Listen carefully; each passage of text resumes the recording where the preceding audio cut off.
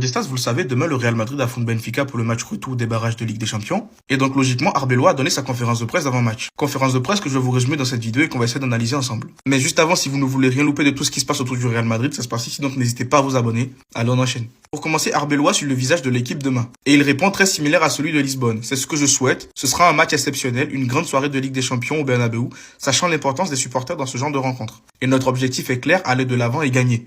Dans tous les cas, ils n'ont pas intérêt à nous faire honte demain. Déjà, sortir en barrage serait une grosse honte pour le Real Madrid. En plus de ça, avec la tension qui entre le Real Madrid et Benfica, suite aux propos racistes de Prestiani vis-à-vis de Vinicius Junior, intérêt à nous gagner ce match, nous qualifier pour le prochain tour, et surtout donner une correction à cette équipe-là. Arbeloa sur la sanction infligée à Prestiani. Nous n'en avons pas discuté dans les vestiaires et mon opinion reste inchangée. Nous avons l'occasion de porter un coup dur au racisme. L'UEFA a toujours été un fervent défenseur de ce combat et a aujourd'hui la possibilité d'avoir un impact significatif. Déjà, ce qui est bien, c'est que le Real Madrid a réglé son problème avec l'UEFA, là, le différend qu'ils ont. Donc ça peut beaucoup nous aider dans cette enquête-là, dans le sens où l'UEFA, pour faire bonne figure également, va vouloir aller au bout de cette enquête. Et comme je le dis souvent, j'espère que la justice fera son travail. Il faut que la vérité sorte. Álvaro Arbeloa suit une motivation supplémentaire au Santiago Bernabéu et il répond « L'excitation est palpable. On a hâte de vivre une grande soirée de Ligue des Champions au Bernabéu car l'ambiance est déjà électrique et le restera. L'enjeu est de taille, on entend souvent dire c'est une finale et ce sera le cas. Le vainqueur se qualifiera, toutes nos passions et toute notre énergie seront au rendez-vous. » Mais le problème, c'est qu'on ne sait même pas si on peut leur faire confiance. Le Real Madrid actuel, tu te dis je suis confiant, ça va bien se passer et c'est là où ils vont décider de vous montrer leur visage le plus nul. Dans tous les cas, demain, je les ai à l'œil. Álvaro Arbeloa suit les propos de Laporta et il répond tout simplement comme vous le dites, je ne commenterai pas les propos du candidat Laporta. Pour moi, le plus grand scandale est que l'affaire Negreira reste irrésolue. Arbeloa suit Vinicius Junior et il dit il se débrouille très bien, il est très motivé, il est extrêmement motivé pour ce genre de match. Depuis mon arrivée, il est exceptionnel et fait vraiment la différence. Nous voulons tirer le meilleur de lui, donner l'occasion de démontrer tout son potentiel. Et puis, il a un fort caractère, c'est un leader, nous avons besoin qu'il réalise un autre grand match demain.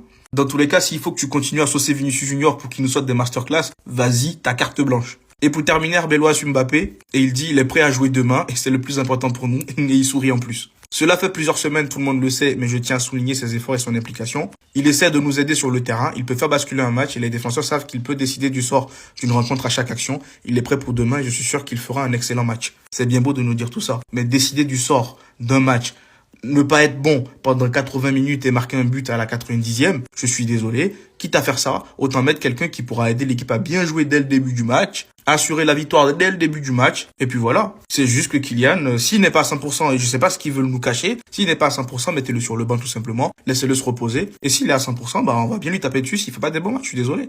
Bref, dites-moi ce que vous en pensez dans les commentaires, et surtout pour ne rien louper, c'est ce qu'il vous reste à faire, abonnez-vous. Distas, Dazen a réussi à choper une vidéo où on voit clairement Vinicius Junior qui disait à Kylian Mbappé et à Brahim Diaz, moi je ne peux pas rentrer dans la surface pour finir.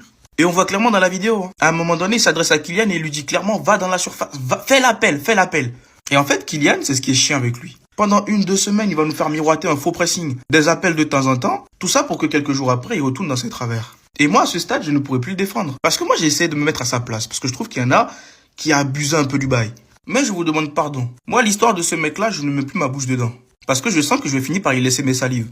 Et Vinicius Junior, il avait bien raison. Il essaie de faire tout le travail sur le côté. Il y avait personne dans la surface. Et son but qu'il met Vinicius Junior, c'est Kylian qui est censé mettre ce but-là. Ah, le kicks. Et franchement, je m'en fous. S'il y a des pros Mbappé qui sont là, les gars, apprenez à faire la différence. Je sais que vous aimez le joueur, vous le mettez au-dessus de vos parents. C'est bien. Mais moi, je me dédouane de tout ça. En plus, on ne peut même pas se permettre de le mettre sur le banc. Parce que si jamais on le fait, il y aura 3e guerre mondiale. Et venez pas me dire non, c'est le coach qui décide. À un moment, posez-vous les bonnes questions. Carlo Ancelotti n'a pas su le faire. Xabi Alonso, il est arrivé, il n'a pas essayé.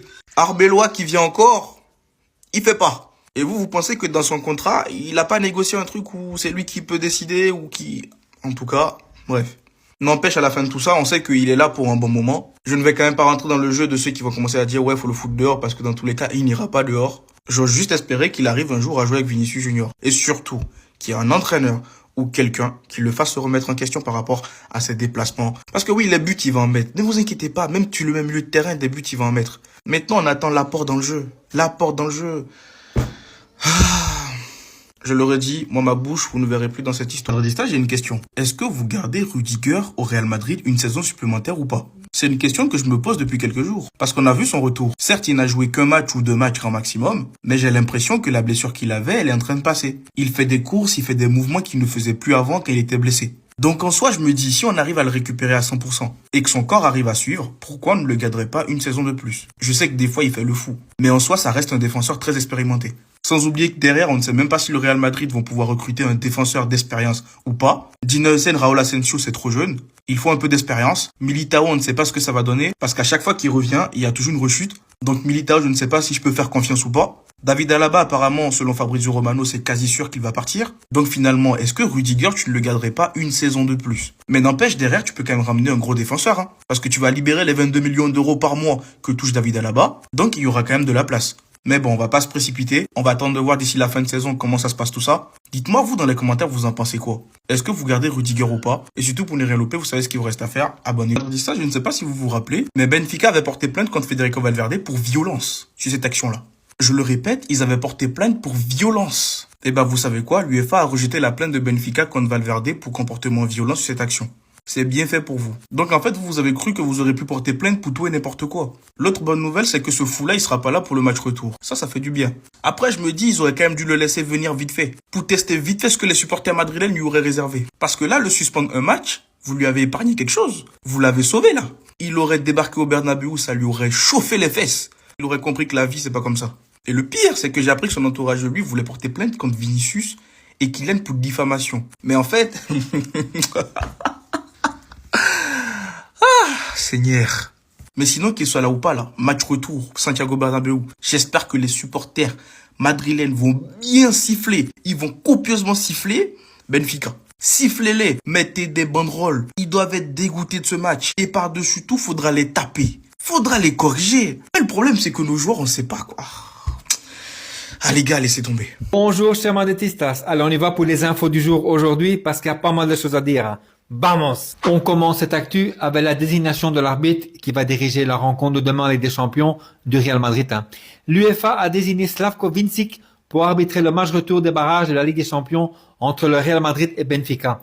C'est pas un si mauvais arbitre et il y a bien plus pire. Comme je l'avais précisé hier, Dean Huijsen est actuellement encore un petit peu blessé. Il est même un petit peu juste, mais d'après ce que j'ai entendu, il y aurait quand même une possibilité de le voir demain aligné face à Benfica en Ligue des Champions, même que le joueur n'est pas à 100%.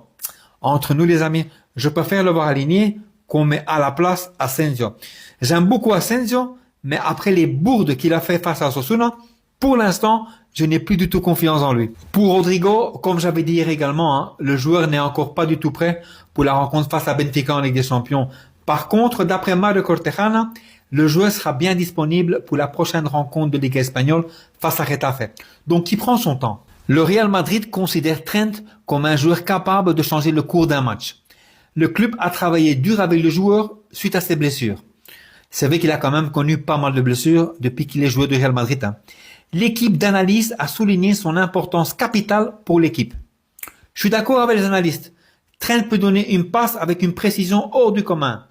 Mais il faut reconnaître qu'en défense, ça laisse quand même un petit peu à désirer. Mais dans l'ensemble, je suis persuadé que Trent va jouer un rôle très important pour ce qui reste de la saison. Vous avez certainement déjà dû entendre que Gianluca Bresciani, décidément je connais son nom par cœur, a été suspendu provisoirement par l'UEFA. Mais attention, le joueur pourra peut-être jouer sa rencontre face au Real Madrid demain. Gianluca Bresciani fera le voyage à Madrid avec ses coéquipiers du Benfica.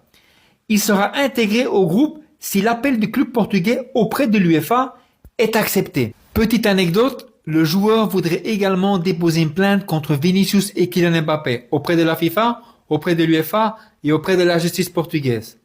Ça n'a aucun sens tout ça. Mais c'est quand même chaud. Mourinho ne fera également pas le déplacement demain à Madrid. Il y en a qui disent que c'est dû à sa propre volonté. Il y en a qui disent également que c'est la direction du Real Madrid qui aurait interdit à Mourinho demain de venir à Madrid à cause de ses déclarations envers Vinicius. J'espère juste une chose les amis, que cette rencontre ne dégénère pas. Attention quand même. On termine cette actu avec des rumeurs de départ qui honnêtement ne me surprend pas du tout. Et c'est pourtant des sources très très proches du club qui le disent. Camavinga devrait quitter le Real Madrid dès cet été. Et c'est confirmé. Liverpool a déjà ouvert des discussions et reste sa destination prioritaire, avec une offre estimée à plus ou moins 70 millions en préparation. Le Real ne bloquera pas son départ et mise sur Aurélien Tchouameni au milieu. Alors on sait tous que dès cet été, il va y avoir quand même une petite révolution au Real Madrid. Hein. On parle même d'une nouvelle ère Real Madrid. Donc moi, comme je viens de vous le dire en début, je suis pas du tout étonné. C'est Camavinga nous quitte avec regret. Hein. Dites-moi tout simplement ce que vous en pensez en commentaire là-dessus. Voilà, c'est tout pour l'instant et je dois reconnaître qu'il y a énormément d'infos en ce moment. Hein. J'ai dû faire le tri dans tout ça. Allez, je vous souhaite encore une bonne journée. Je reviendrai évidemment pour d'autres vidéos et n'oubliez surtout pas, ici c'est Madrid. Hein. Ciao, ciao les amis. Ciao. La marionnette de Pérez sans caractère et sans personnalité qui s'amuse encore une fois à parler de l'affaire Negreira, il passe son temps à parler de ça en conférence. Pour moi, le scandale, c'est qu'après 3 ans, l'affaire Negreira reste non résolue. Elle reste non résolue parce qu'il n'y a pas assez de preuves. C'est aussi simple que ça. Et parce que ton président fait tout pour traîner cette affaire, uniquement pour faire diversion et avoir une excuse pour tout ce qui se passe. Parce qu'il y a longtemps, quand le Barça s'amusait à enchaîner les Ligas, on n'entendait pas parler d'arbitrage. Et les supporters nous disaient, nous on se concentre sur la Ligue des Champions, pas sur la Liga. Et maintenant, on veut nous faire croire que le Barça Prime qui mettait des 5-0 à Madrid, c'est grâce à Negreira. Alors qu'on voit tous très bien dans ce championnat Pérez quel empire il a construit. Le président de la RFEF, madridista. Florentino Pérez a affirmé avec fermeté qu'il se sentait lésé sur le plan arbitral. Je lui ai répondu que je venais tout juste d'arriver et qu'il fallait remettre le compteur à zéro et que nous allons bien nous entendre. Ça veut dire quoi? Sachant qu'il a viré quasi tout le monde au sein du comité arbitral. La présidente du CTA, c'est elle qui note les arbitres. C'est l'épouse d'un ancien arbitre qui est bien évidemment un madridista. Tebas, on sait tous que c'est un madridista. Et c'est drôle parce que quand il était en guerre avec le Barça, c'est lui qui a ramené des fausses preuves pour l'affaire Negreira.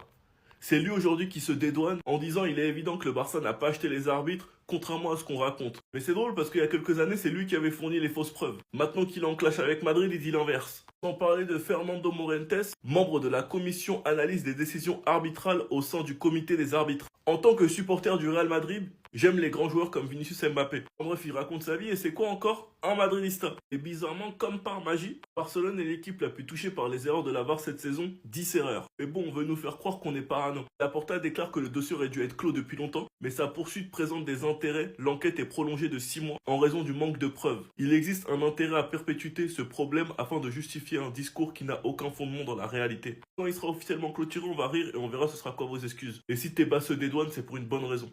Actu Mercato les gars, donc on commence avec Jürgen Klopp. On apprend qu'en cas de saison sans titre majeur, donc ni la Liga ni la Ligue des Champions, sous Alvaro Arbeloa, le Real Madrid ferait de Jürgen Klopp sa priorité absolue pour la saison prochaine. Les gars, on continue avec Bruno Fernandes, le playmaker de Manchester United. Les gars, on apprend que Bruno Fernandes souhaite rester à Manchester United si le club se qualifie pour la Ligue des Champions.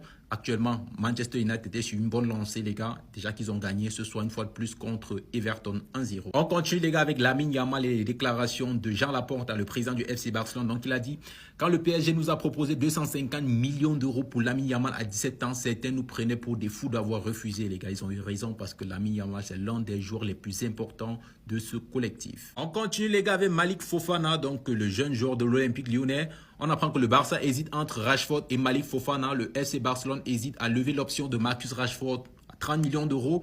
En parallèle, l'intérêt pour Malik Fofana évalué au même prix reste bien présent. Donc les gars, voilà, option d'achat de Marcus Rashford, 30 millions d'euros. Malik Fofana, environ le même prix, les gars, dont le Barça réfléchit actuellement. Les gars, on termine avec le joueur de la Roma, Zeki Selic, dont actuellement, on apprend que 4 clubs sont intéressés par le joueur. La Juventus, Newcastle, Fulham et Stuttgart, les gars. Donc c'était tout pour ces actus Mercato. Bon les gars, c'est quasiment sûr, Alexander-Arnold devrait être titulaire face à Benfica. C'est clairement des infos qui nous font plaisir parce que quand on a vu le match de Carvajal face à Osasuna, les gars, ça nous montre clairement que c'est plus un titulaire. Donc maintenant, place à la jeunesse, Trent, tu sais ce qu'il te reste à faire, prends cette place de titulaire que tu mérites. Pour continuer les gars, il y a eu du nouveau concernant cette affaire entre Vini et Prestiani. L'heure actuelle des choses, les gars, Prestiani va être suspendu pendant un match en raison de l'enquête en cours concernant son racisme. Et si jamais il est reconnu coupable dans cette affaire, les gars, Prestiani pourrait prendre 10 matchs de suspension en Ligue des Champions, je pense. Honnêtement les gars, on va pas se mentir, pour moi c'est pas assez, ce mec là ne doit plus être sur un terrain de foot. Kylian Mbappé nous l'a dit, son nom ne mérite même pas d'être dit. Racisme n'a aucune place dans un terrain de foot et n'a aucune place ailleurs. J'espère que Prestiani va prendre plus cher que 10 matchs de suspension. Et concernant la blessure au mollet de Dean Huijsen, les gars, il devrait passer des examens aujourd'hui pour savoir s'il est apte à jouer ou non face à Benfica. Et concernant Rodrigo, il devrait être apte à jouer la semaine prochaine face à Getafe, mais ça on en parlera un peu plus tard. Moi les gars, je vous avoue que Dean Huijsen, s'il ne joue pas face à Benfica, c'est pas quelque chose qui va me déplaire. On voit que c'est un défenseur qui a beaucoup de failles défensives, les gars. Aujourd'hui, on n'est pas serein avec lui sur le terrain. Même avec Alaba, j'ai l'impression qu'on est plus serein. Je mettrai une charnière Rudiger, Alaba pour Benfica. Mais bon, en espérant qu'il revienne vite quand même à un bon niveau, les gars. Dean Huijsen, c'est un joueur du Real Madrid, donc on sera derrière lui. Donc vous, les gars, n'hésitez pas à me dire en commentaire tout ce que vous pensez de ces infos. Et comme d'hab, n'oubliez pas de vous abonner pour m'envoyer de la force. Eh, Hussein, débrouille-toi comme tu veux, fais-toi piquer, prends des médicaments. Mais tu n'as pas intérêt à louper le match de demain. Quelques infos sur le Real Madrid, on voit ça tout de suite. Et ah oui, abonnez-vous. Nous, on est là, on vous donne des infos et vous... Vas-y, tranquille. Hussein a subi de nouveaux tests hier. Oui, les gars, par rapport à ses petits mollets, il montre des signes positifs, mais il est difficile qu'il soit prêt pour le match contre Benfica. Vous savez ce que ça veut dire, les gars. Il est possible qu'on retrouve ce duo.